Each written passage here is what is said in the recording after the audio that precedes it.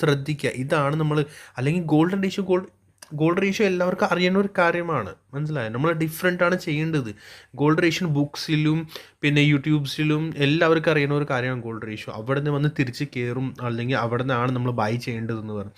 But അതല്ല, ഞാനിപ്പോൾ പറയാൻ പോകുന്ന ലെവൽസ് മറ്റേ ഇതുണ്ടല്ലോ, ഈ ഒരു പോർഷൻ 0.5 to 0.618, ഇവിടുന്ന് മാർക്കറ്റ് ശരിക്കും ബുള്ളിഷ് ആണെങ്കിൽ ഇവിടുന്ന് തിരിച്ച് കയറും.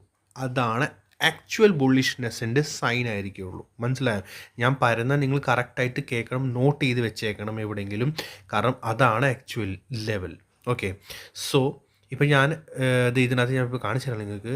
എന്താ, നമ്മളിപ്പോൾ മുകളിൽ നിന്ന് നോർമലി എല്ലാവരും ടൂലിങ്ങിലല്ല വെച്ച് കാണിച്ചു തരാമല്ലോ, ഞാൻ തിരിച്ച് വെച്ച് കാണിച്ചു തരാം.